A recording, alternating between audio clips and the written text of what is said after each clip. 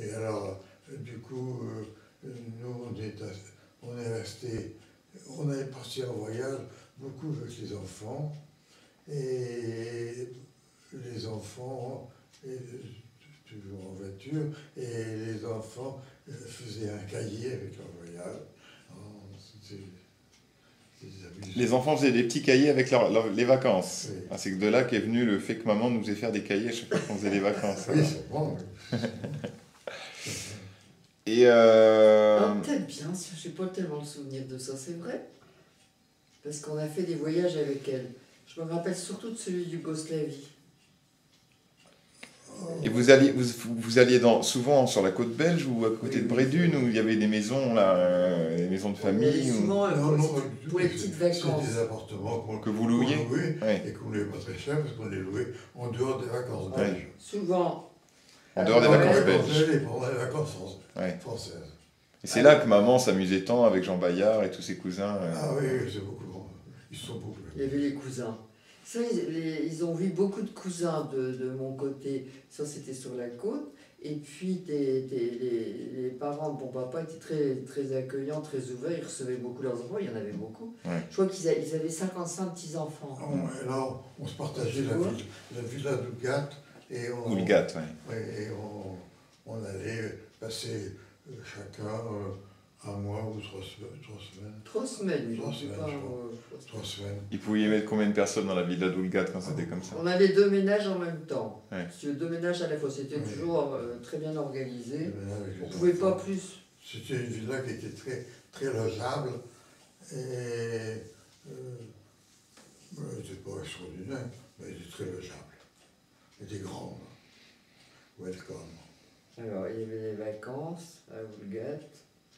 Et alors, toi, mon papa, pendant ce temps-là, tu commençais ta nouvelle carrière d'avocat. Alors. Et bien à ce moment-là, je commençais à être avocat. Oui, puis tu as affronté quelques problèmes difficiles au début de notre mariage. C'était juste après la guerre. Tu défendais des... C'est là que oui, j'ai commencé. Le début de la profession a été que lorsque la guerre était terminée avec les Allemands,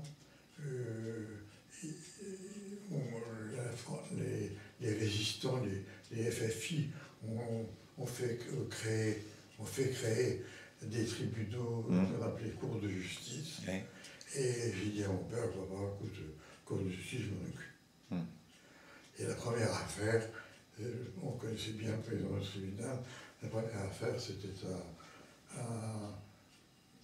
le secrétaire de la commandanture de Valenciennes, qui était en relation de résistance avec mon père, et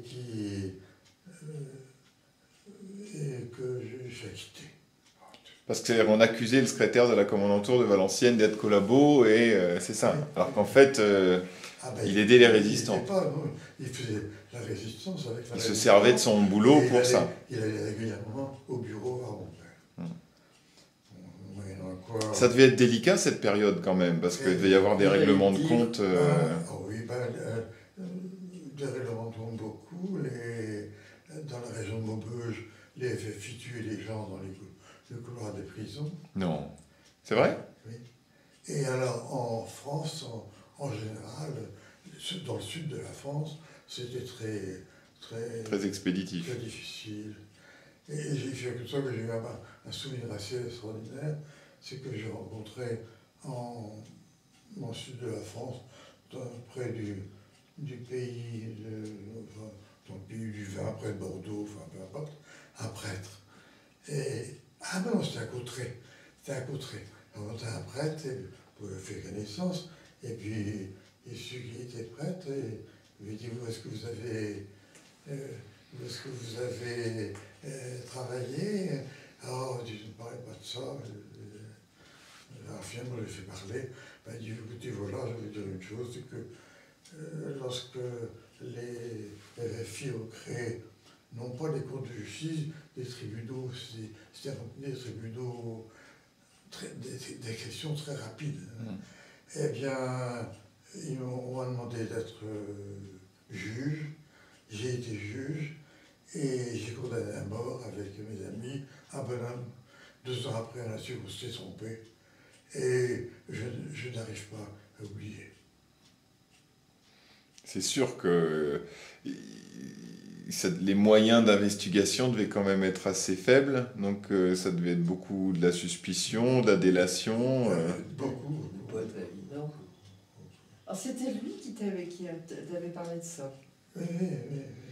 Et alors, la Cour de justice, il y avait une Cour de justice à Valenciennes. La Cour de justice à Valenciennes était dirigée par le président du tribunal qu'on connaissait bien, et puis des résistants. Et cette Cour de justice était très martiale. Heureusement, il y avait le président qui calmait un peu, mais enfin, c'était martial. Et on a eu j'ai eu beaucoup d'affaires dans lesquelles il y avait, par exemple, 6 témoins pour et 6 témoins contre. C'était naturellement toujours pour la condamnation contre le bonhomme que la Cour de justice condamnait. Et quand je rentrais le soir à 11h30 ou minuit à la maison, je courais quelquefois un peu.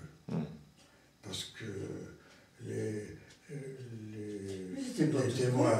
témoins contre étaient des gars du Parti communiste, toujours.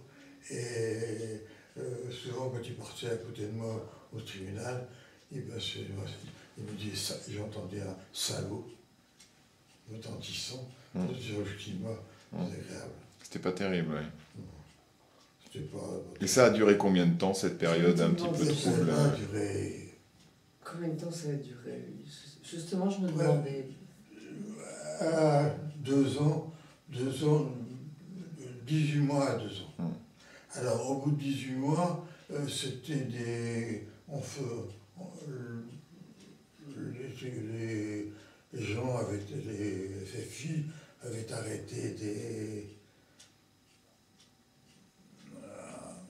ils arrêtaient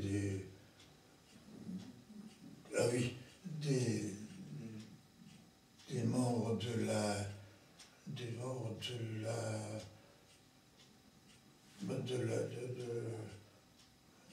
saurais plus dire comment ça s'appelle.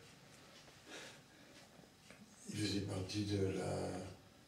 De quoi, une police Non, pas la Gestapo, il faisait partie. La milice. Il a arrêté les gens qui avaient travaillé pour les Allemands. Qui avaient travaillé pour les Allemands. Pour les Allemands, pour les collaborateurs.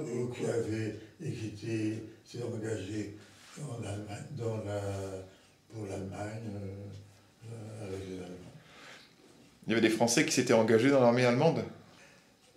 Oui, c'était pas l'armée allemande, c'est l'armée française, une armée française qui s'appelait.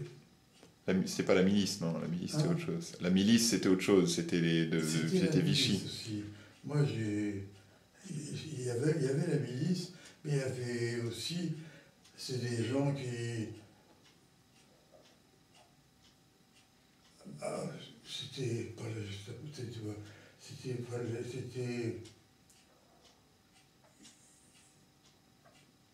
Les gens qui travaillaient pour les Allemands. Oui, ils étaient sous l'uniforme allemand. Et il allait en Russie. Ils se battaient pour les Allemands aussi. Je sais plus comment ça. Ouais, ça me dit quelque chose, mais j'ai pas le nom, je retrouve pas le nom non plus. Et toi, Amik, cette époque-là aussi, tu as senti les règlements de compte, les difficultés? Non, moi pas tellement. Moi, tu sais, je m'occupais plutôt dans le quartier d'aider les gens. Il y avait des associations qui aidaient les femmes dont les maris étaient prisonniers, si tu veux. Alors, on leur donnait un goûter, on leur donnait des colis, tout ça c'était organisé. Il y avait un repas pour les vieux, moi j'étais là-dedans, parce que papa était très ouvert pour tout ça. Et puis il m'entraînait, quand il y avait une visite à aller faire quelque part où il y avait de la misère, souvent il m'entraînait, j'allais avec lui, et puis on essayait de les aider comme on pouvait. Les femmes qui étaient toutes seules, qui avaient leur mari. Bon, c'était ça surtout, j'ai surtout... Oui, puis alors il faisait, on était très... Je sortais pas. On avait une mentalité qui n'a pas duré tellement d'ailleurs.